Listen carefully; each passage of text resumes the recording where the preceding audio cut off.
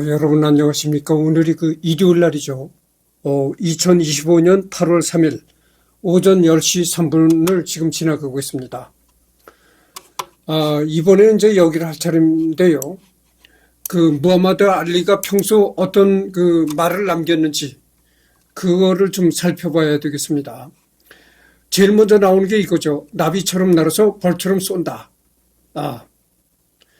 그리고 넌 지금 너희 우상하고 싸우고 있는 거라고? 이것 봐라. 7라운드인데 벌써 지쳤네. 앞으로 8라운드를 더 뛰어야 하는데 말이야. 제대로 해봐. 조지. 그게 다냐? 내가 학교 다니고 있을 땐 난 소니 리스던하고 싸우고 있었어. 조지 포먼과의 경기 도전 클린치 상대에서 포먼의 귀에 대고 한 말들 중 일부입니다.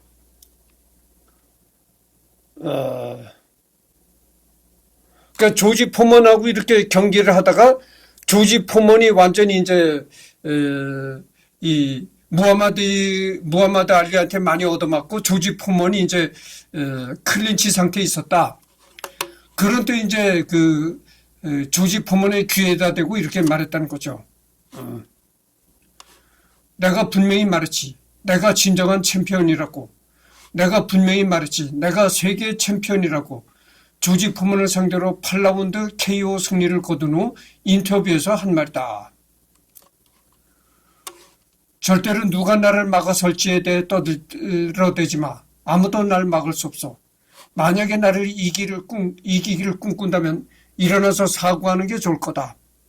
이 경기를 위해 악어와 레슬링을 했지. 고래와 몸싸움을 하고 번개의 수갑을 채웠고 벼락을 감옥에 집어넣었어. 난 그만큼 강하다고. 저번 주에는 바위를 죽였고 돌에 부상을 입혔고 벽돌을 입원시켰지. 너무 사나운 나머지 약을 병들게 한다고. 강하고 빠르지. 어젯밤에는 스위치를 내리고 불이 꺼지기도 전에 침대에 들어갔지. 부모는 날 볼 수도 때릴 수도 없을 거야. 너희들 모두 포먼이 이길 거라고 생각하는 거 다 알아. 하지만 두고 봐라. 내가 얼마나 위대한지 보여주마. 조지 포먼과의 경기를 앞두고 월드오프 아스토리아 호텔에서 열린 기자회견에서 한 말이다. 조지 포먼과의 대결을 앞두고 기자회견에서 이렇게 이제 말했다는 거죠.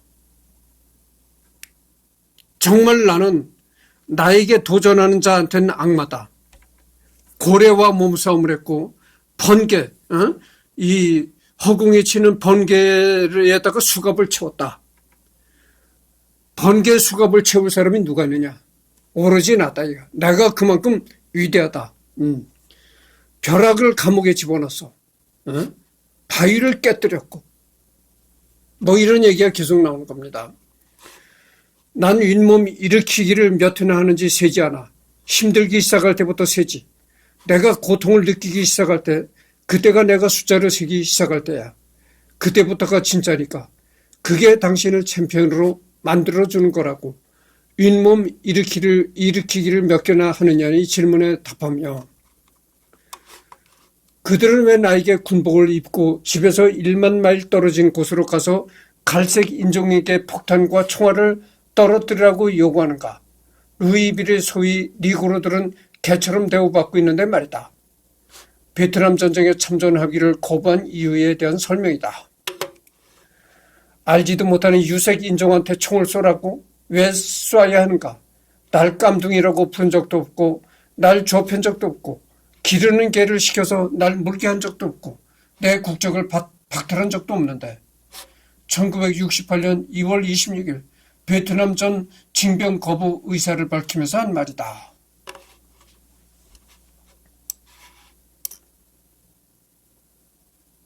베트남도 우리나라 사람처럼 이렇게 유색인종이잖아요. 이렇게 그러니까 황인종이다 이거죠. 근데 내가 왜 유색인종을 내가 왜 죽여야 하는가? 유색인종들이 나를 보고 깜둥이라고 놀린 적도 없고, 유색인종이 나한테 어떤 원한을 갖게 한 일이 없다. 근데 왜 내가 유색인종을 죽여야 하는가? 이러면서 이제 베트남 전에 참전을 거부했다 이거죠. 나는 당신들이 아니라 내가 원하는 챔피언이 되겠다. 베트콩들은 우리를 깜둥이라고 욕하지 않는다. 베트콩과 싸우느니 흑인을 억압하는 세상과 싸우겠다. 전쟁은 코란의 가르침에 어긋난다. 나는 징집을 피하려고는 것이 아니다. 알라나 메신저가 선언하지 않는 한 우리는 전쟁에 참여해서는 안 된다. 우리는 기독교 전쟁이나 불신자의 전쟁에 참여하지 않는다. 나는 코란의 가르침을 따르는 이슬람 종교인이다. 근데 내가 왜 살생을 하겠는가? 이슬람 코란을 믿는 이슬람 종교의 종교인인데 내가 왜 살생을 하겠는가? 그러면서 이제 베트남전에 참전을 거부했다는 얘기죠. 나는 알라의 법에 복종해야 한다. 내 신념을 지키지 않는 한 나는 잃을 게 없다. 우리 흑인들은 이미 노예로 끌려온 지 400년이 지나도록 여전히 감옥에 갇혀 있는 거나 마찬가지다. 나는 백인들이 결코 마음대로 할 수 없는 한 명의 검둥이가 되기로 결심했다. 한 명의 검둥이, 백인들이 어찌할 수 없는 검둥이 말이다. 나는 이슬람교의 성직자로서 미국 육군 입대를 거부한다. 알리가 징병 거부에 대한 이유서에서 작성한 내용이다. 그러니까 내가 언젠가 이 무하마드 알리를 하면서 그러잖아요. 우리나라의 그 여호와의 증인 그 교인들이 이 군대 가기를 거부한다고 내가 이 얘기를 했잖아요. 왜 군대 가기를 거부하느냐? 군대 가면은 살인을 치는 연습을 한다 이거죠. 총을 쏘고. 그렇게 그러니까 여호와의 증인들이 이 군대 징집을 거부하는데 알리도 이제 그런 식이라는 거죠. 내가 이슬람교의 성직자인데, 어떻게 미 육군에 가서 내가 사람 죽이는 연습을 하겠는가? 이제 이런 얘기가 나오는 거죠. 캐시어스 클레이는 백인들이 내 노예주에게 준 이름이다. 지금부터 난 자유롭고 누구에게도 속하지 않으므로 난 노예가 아니므로 백인들의 이름을 반납하고 아름다운 아프리칸의 이름을 선택한다. 사람들은 나에게 영화 속 로키 백인 이미지를 덧칠했다. 예수, 원더우먼, 타잔, 로키. 미국은 늘 그렇게 백인 이미지를 만들어왔다. 나는 미국이다. 나는 당신이 모르는 한 부분이다. 흑인이고 자신감 넘치고 건방지다. 내 이름도 내 신앙도 당신과 다르다. 내 목표는 나만의 것이다. 내게 익숙해져라. 그저 직업일 뿐이다. 풀들이 자라나고 새들이 날아다니고 파도가 모래를 덮치고 나는 그들을 때려눕힌다. 기자, 왜 원투 펀치만으로 얼굴을 때리는 플레이만 하는 거죠? 알리, 그것만으로도 충분하니까요. 권투란 수많은 백인들이 두 흑인끼리 서로 때리는 걸 지켜보는 것이다. 이게 재미난 겁니다. 이 미국에서도 이 권투 선수를 하는 사람들이 백인보다는 흑인들이 많이 합니다. 왜냐면은 그러니까 한마디로 밑바닥 그 신분으로 태어나서 돈 없이 가난하니까 주먹으로 때려서 돈을 벌어보겠다. 이래서 이제 권투 선수에 입문한다 그거죠. 그러니까 흑인, 내가 뭐 인종차별 차원에서 이런 얘기하는 것은 절대 아니니까 들어보시오. 어디까지나 현실을 얘기를 하는 거지 내가 뭐 흑인을 얕보거나 이래서 이런 얘기를 하는 것은 절대 아닙니다. 미국에서도 백인보다는 이 흑인들이 주로 밑바닥 계층에 속한 사람들이 많아요. 주로 흑인들이 이제 가난하고 아주 그 사회 밑바닥에서 근근히 어렵게 살아가는 사람들이 많다 이거죠. 그러다 보니까 가난한 흑인들이 주로 이제 권투를 해서 돈을 벌어 보겠다고 이제 권투 선수로 나간다 이거죠. 그래서 이 권투 선수들을 보면 말이죠. 미국에서 그 활약하던 권투 선수들을 보면 물론 백인도 있겠지만 백인은 드물어요. 대부분 흑인들이 이제 권투 선수로 활약한다 거죠. 그래서 여기 이제 무하마드 알리가 나오는데 수많은 미국의 백인들이 흑인들이 싸움을 하는 권투 경기를 즐겨본다 이런 얘기죠. 그러니까 흑인들은 주로 이제 가난하고 밑바닥 삶을 살다가 돈을 벌기 위해서 이제 권투를 시작하니까 주로 권투 선수란 계층은 흑인들이 많다 이런 거죠.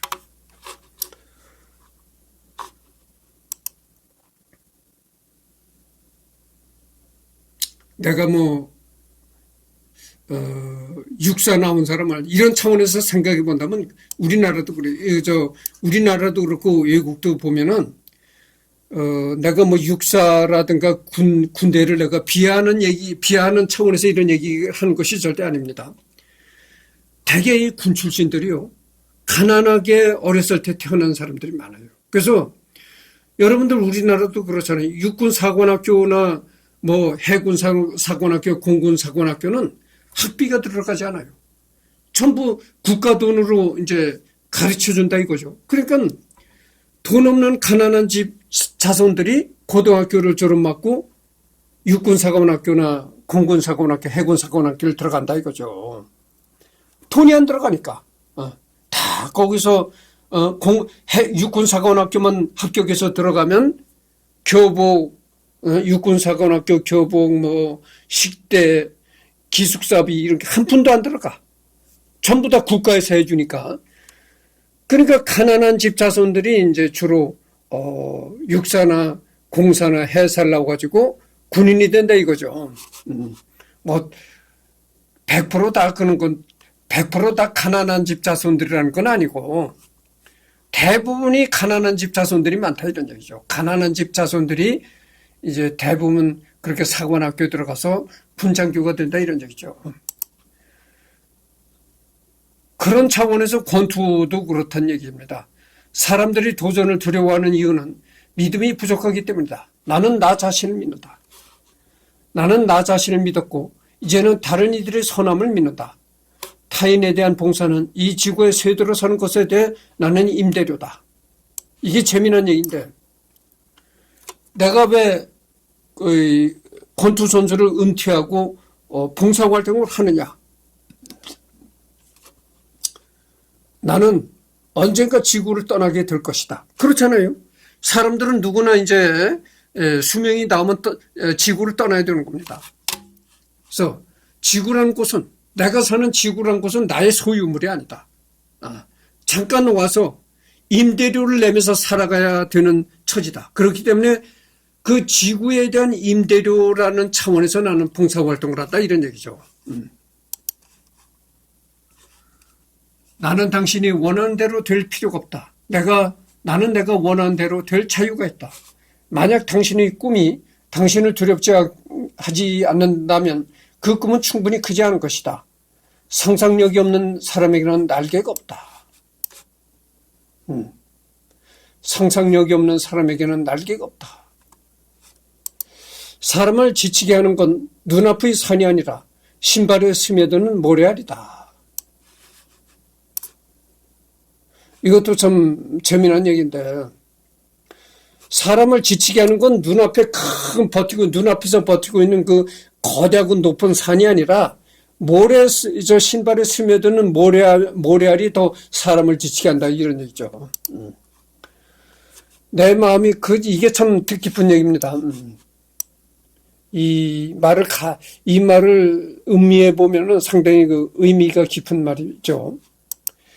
내 마음이 그것을 상상할 수 있고 내 마음이 그것을 믿을 수 있다면 나는 그것을 성취할 수 있다. 50살이 되어서도 20살 때와 똑같이 세상을 바라본다면 30년 삶을 헛산 것이다. 나이는 당신이 생각하는 만큼이다. 당신이 생각하는 만큼 나이 먹었다. 곰팡이가 핀 빵에서 페니실린이 나올 수 있었다면 당신에게서도 뭔가 나올 수 있을 것이다. 곰팡이가 핀 빵. 곰팡이가 핀 빵을 먹을 수가 있느냐? 먹을 수가 없다. 그렇다 해서 그게 정말 쓸데없는 것이냐? 그렇지 않다 이거지. 곰팡이가 핀 빵에서 페니실린이 나온다 이런 얘기입니다. 그러니까 이 얘기는 뭐냐면은 세상의 모든 것은 다 그 나름대로 의미가 있다 이런 얘기죠. 내가 농담하는 방식은 진실을 이야기하는 것이다. 그게 세상에서 가장 웃긴 농담이다. 멋진 답이 떠오르지 않을 때는 침묵이 큽니다. 국가 간의 전쟁은 지도를 바꾸기 위한 것이다. 그러나 가난과의 전쟁은 세상을 바꾸기 위한 것이다. 우정은 학교에서 가르쳐주지 않는다. 그러나 우정의 참뜻을 모른다면 아무것도 안 배운 거나 다름없다. 우리에겐 모두 똑같은 신이 있다. 우린 그저 그를 다른 방식으로 대했을 뿐이다.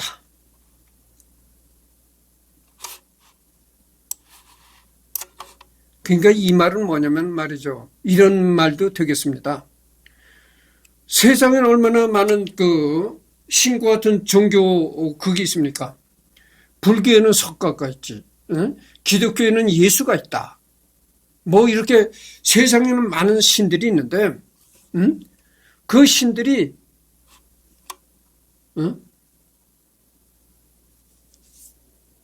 다 다른 것 같지만 신들은 다 똑같은 하나다 이거죠. 어느 종교나 그렇잖아요. 그렇잖아요, 여러분들. 어느 종교나 뭐 살인치라고 가르치는 종교가 있나요? 그렇지 않잖아요. 어디 가서 사람 죽이라고 뭐 부추기는 종교가 있나요? 사기치라는 종교가 있나요? 그렇지 않잖아요. 그러니까 그런 넓은 의미에서 생각해 본다면 종교는 하나다 이거죠.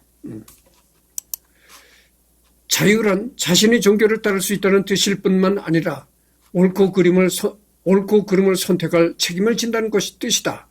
베트남 전쟁 징병을 거부하며 챔피언은 체육관에서 만들어지지 않는다.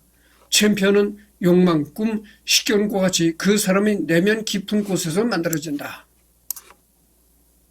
이 말은 뭐냐면은 챔피언이란 건 단순히 권투만 잘한다고 챔피언이 된다고 생각하지 말라.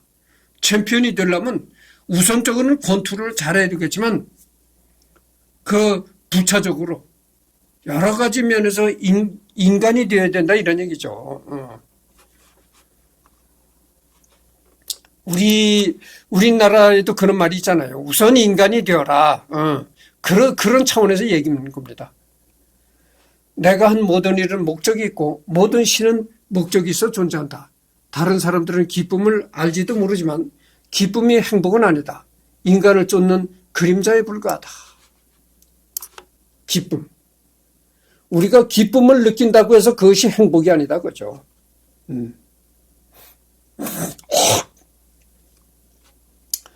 우리가 그래서 인간은 기쁨에 대해서 너무 도취하지 말라 이런 얘기죠. 기쁨을 추구하지 말라 이런 얘기입니다. 기쁨이란 것은 헛된 그림자에 불과할 뿐이다 이런 얘기입니다. 좋은 얘기죠. 이런 게 다 좋은 얘기입니다. 나는 링 위에 오르기 전 마음속으로 수백 번을 되뇌었다. 하지만 패배한 상대는 언론과 내게 입으로 수백 번을 떠벌렸다. 패배하는 것이 어떤 건지 아는 사람만이 영혼의 바닥까지 닿을 수 있으며 승부에서 승리하기 위해 필요한 여분의 힘을 낼 수 있다. 이 무하마드 알리가 여기서 얘기하는 건 겁니다. 패배. 우리나라 교육이, 우리나라 사회는 이 경쟁사회잖아요. 이 초등학교 들어갈 때서부터 반에서 1등을 해야 한다. 네 짝꿍이 철수지. 네 짝꿍이 철수면 철수를 이기고 네가 좋은 성적을 얻어야 된다. 이렇게 은연중에 가르치고 부추기는 것이 이 대한민국의 교육이다 이거죠. 물론 여러분들 내가 요즘에 뉴스를 보고 좀 이 얘기가 길어지겠으니까 들어보시오. 요즘 내가 뉴스를 보고 감탄하는 것이 뭐냐면은 우리나라 이 경제를 이끌어온 게 반도체였습니다. 반도체 하나였어요. 우리 대한민국이 그나마 이렇게 잘 살게 된 것이 반도체 하나 때문에 잘 살게 됐다 이런 얘기죠. 그런데 요즘의 이 상황을 보면은 반도체에다가 플러스 방산이다 이거죠. 방위산업.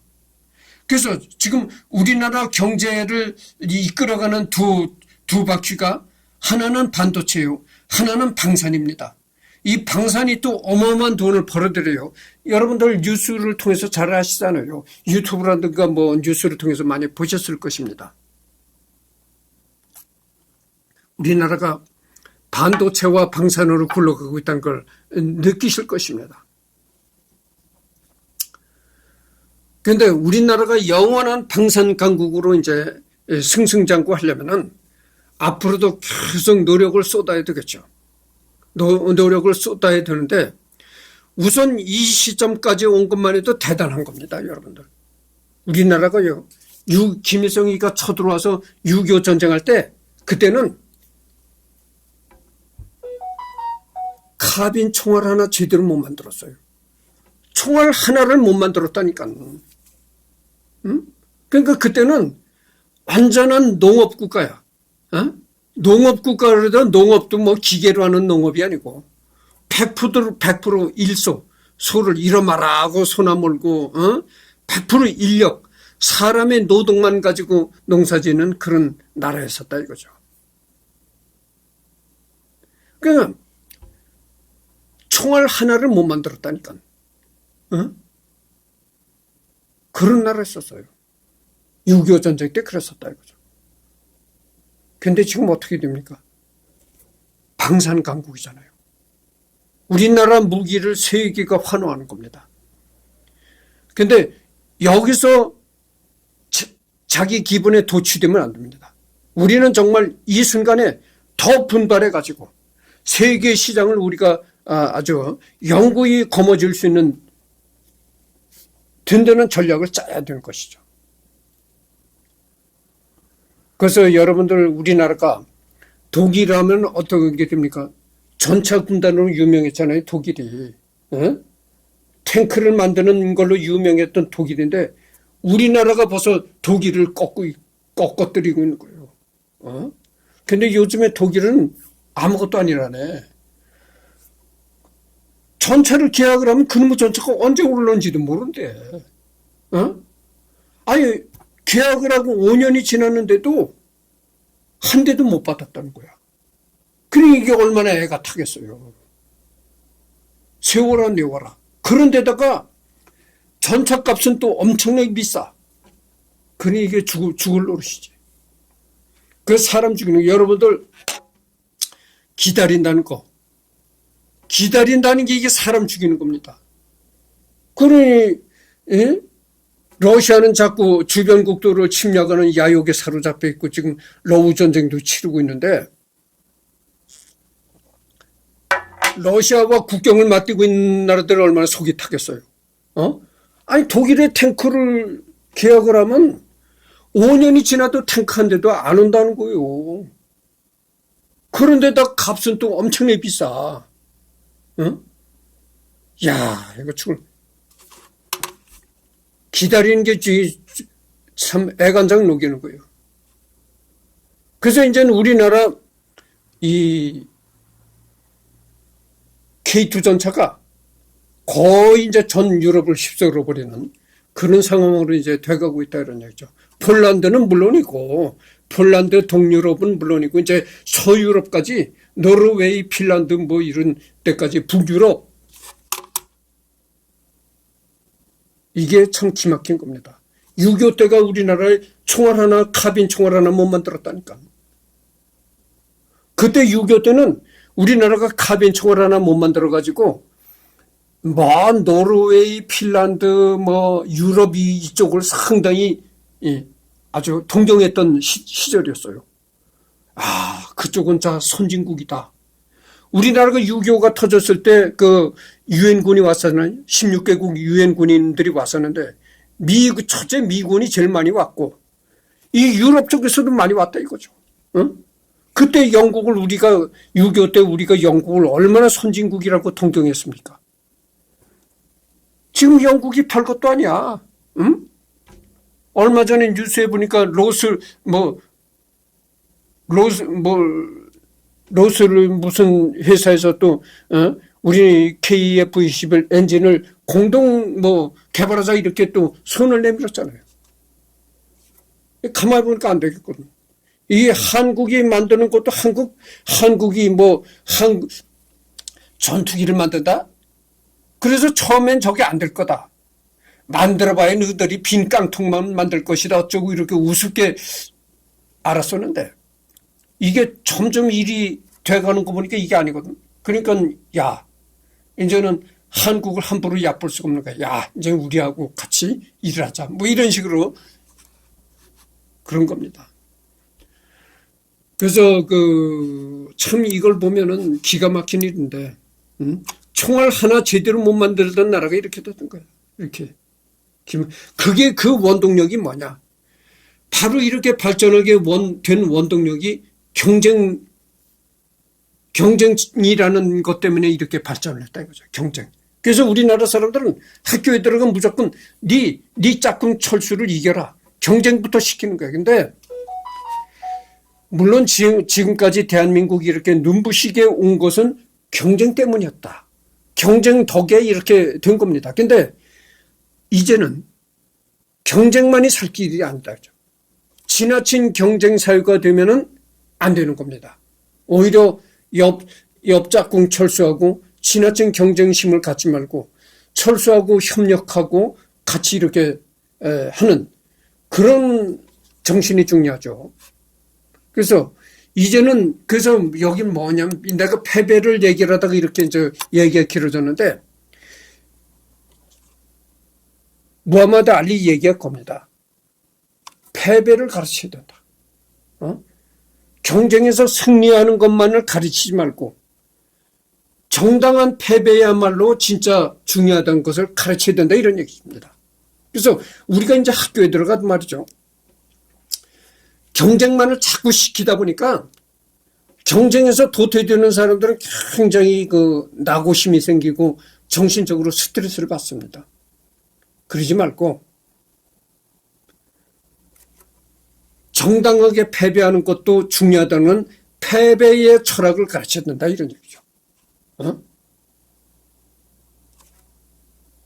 정당하지 못한 승리보다도 정당한 패배가 더 위대하다는 걸 가르치는 것이 올바른 교육이다. 이렇게 말할 수가 있는 겁니다. 그래서 이제는 진짜 우리가 이제는 더 큰 방산 강국으로 더 도약을 하고 하려면은 패배를 우선적으로 가르쳐야 됩니다. 패배의 철학을 가르쳐야 된다 이거죠. 그러니까 정당한 패배가 불성실한 승리보다 더 위대하다는 것을 가르쳐야 된다 이거죠. 학교에서.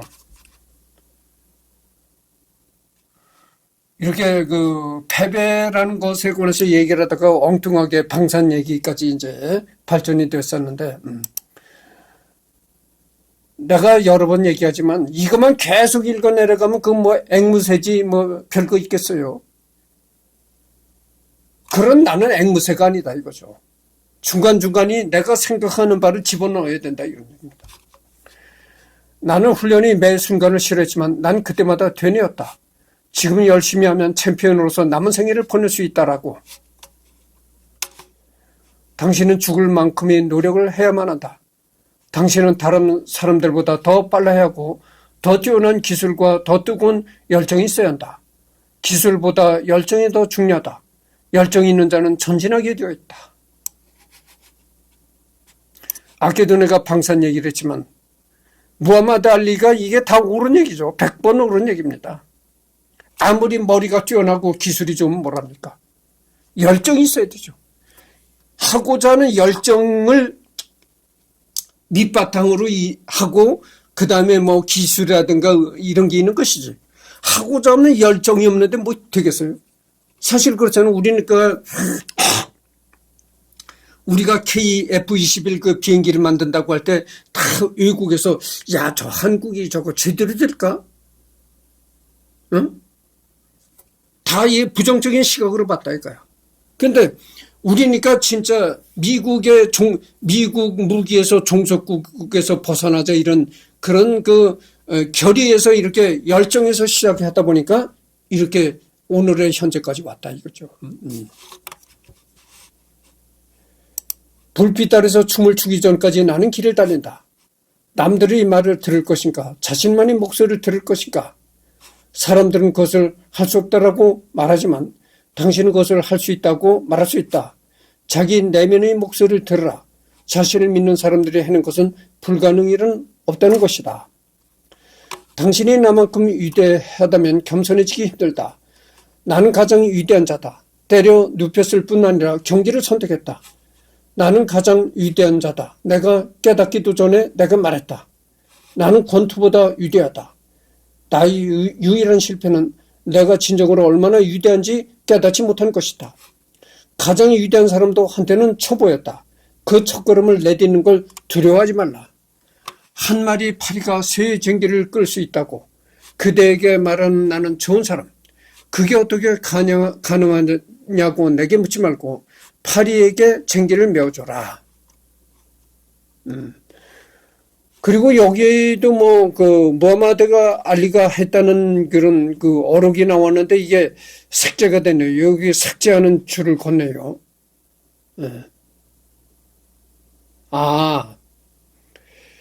무하마드 알리의 명언이라고 해서 이제 올렸는데 이게 삭제가 된 게 뭐냐면은 이게 처음에는 알리 명언으로 아는 사람이 많지만 사실 2004년 아디다스의 카피 문구다. 당시 실제 중심이 된 인물은 딸 라일라였고 알리 본인은 광고에 편집된 영상으로만 등장했다. 이 말이 아디다스의 광고 문구였다는 것이죠.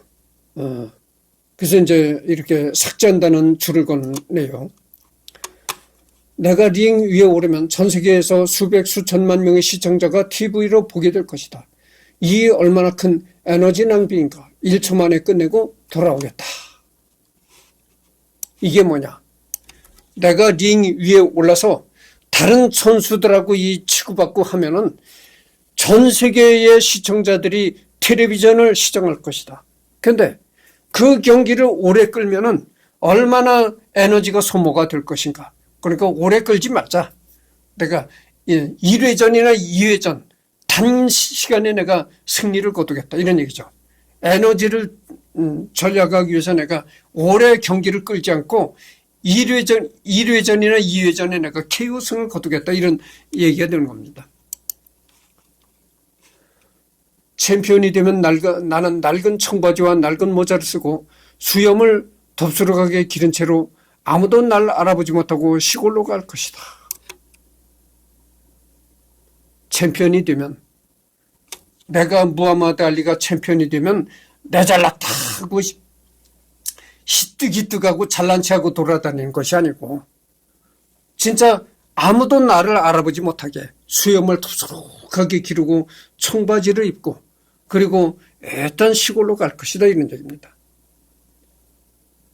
여러분 또 내 얘기를 하겠으니까 잠깐 들어보시오. 누가 그래? 이승열이는 평범한 사람이다. 그렇죠. 평범한 사람입니다. 여러분 평범한 게 좋은 겁니다. 평범하게 살아가는 것이 상당히 좋은 거예요. 물론 출세해서 이름을 떨치고 고고한 대작이 되는 게 좋아 보일는지도 모르겠지만 여러분 고고한 대작이 되면요 책임과 의무가 상당히 많이 따릅니다. 고고한 대작이 됐다가 지금 윤석열 대통령도 지금 어디가 있나요? 감옥에서 지금 뉴스를 들어보니까 감옥에 에어컨도 설치가 안 된 방에서 더위와 싸우고 있다네. 윤석열 대통령이 있는 방이 에어컨도 없다는 거예요. 그래요. 얼마나 그 더위가 싸우겠어요. 대한민국의 제일 밑바닥 이승열이가 지금 시원한 에어컨 바람을 맞으면서 유튜브를 하고 있는데 대통령을 지냈다는 사람이 에어컨도 없는 방에서 땀을 흘리고 있다 이런 얘기죠. 그래서 그게 뭡니까?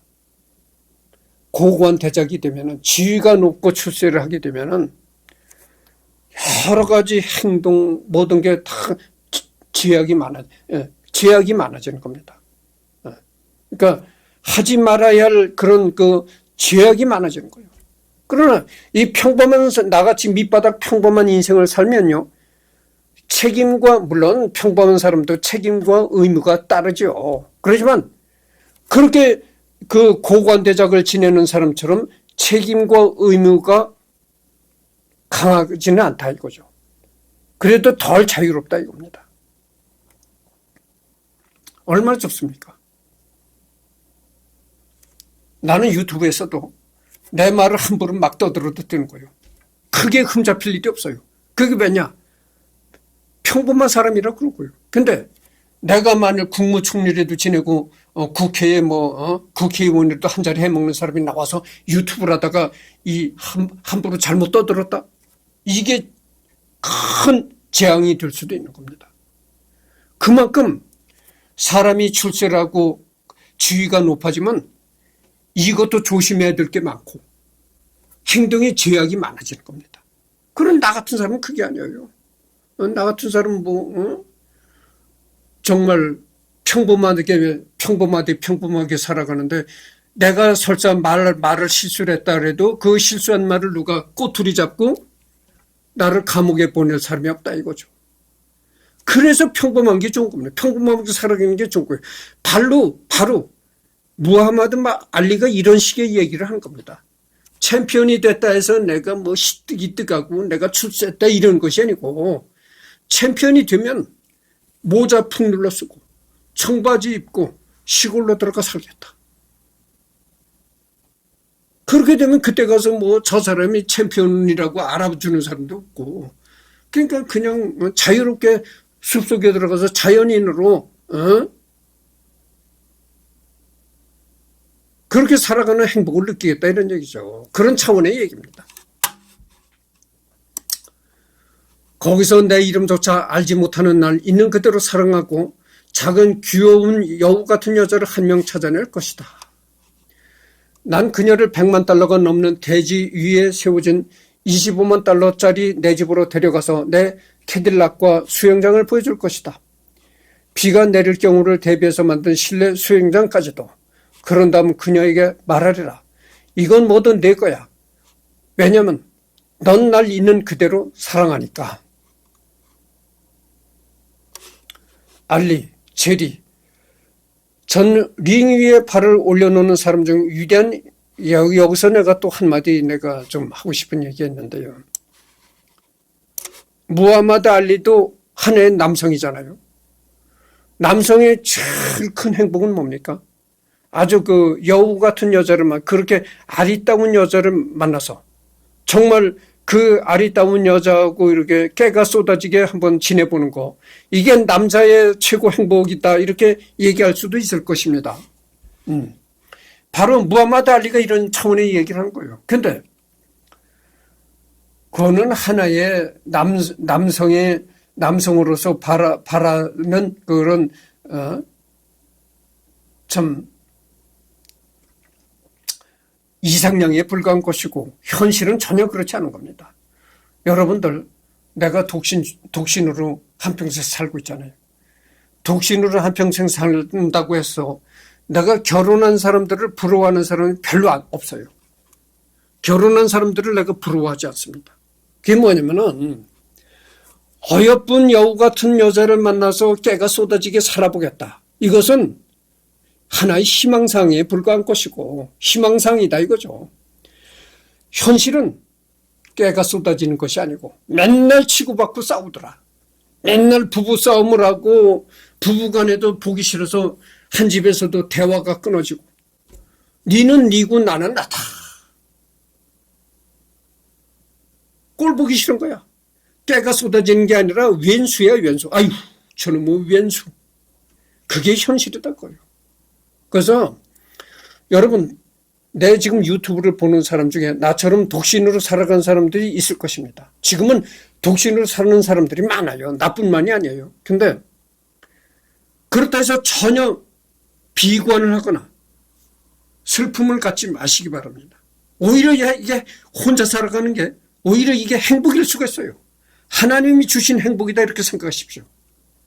여러분들 말이죠. 왼수하고 같은 집에서 한 방에서 살아가는 것이 이게 얼마나 괴로운 줄 아십니까? 그렇잖아요, 여러분들. 아니, 서로 사랑하고 진짜 깨가 쏟아지는 사이라면 한 방에서 같이 사는 게 좋겠죠. 그러나, 아니, 보기 싫은 왼수하고 이렇게 한 방에서 산다는 게 얼마나 진짜 인생의 괴로움이고 고문인 줄 아십니까? 그렇게, 사람 인생이 그렇게 멀질 않아요. 고작 살아봐야 100년, 아무리, 정말 끽하고 살아봐야 100년 인생인데, 그렇게 짧은 인생에 보기 싫은 왼수하고 한 방에서 지낸다는 게 이게 못할 짓입니다. 그러니까 여러분들 그 독신이라고 해서 슬픔을 절대 갖지 마십시오. 죽지 못해 사는 사람들이 전부예요. 이 결혼해서 결혼 생활을 한 사람들 보면 마누라하고 왼수야. 집에 들어가도 말 한마디 안 해. 죽지 못해 사는 거예요. 그러니까 이 독신으로 사는다는 것을 절대 비관하지 말고 하나님이 이렇게 나에게 주신 행복이다 이렇게 알고 사시길 바랍니다. 이것은 무하마드 알리가 이렇게 얘기한 것은 하나의 희망상이다 그죠. 이상에 불과한 거다. 지금 내 얘기도 자꾸 집어넣고 이러다 보니까 말이죠. 벌써 이제 40분은 경과했는데요. 이제 여기서 끝내고 다음서부터는 여기서 이제 알리 제리 여기서부터 하도록 하겠습니다. 그래서 이 어록이 이게 상당히 많아요. 하여튼 그래서 다음 시간은 여기서부터 하도록 하겠습니다.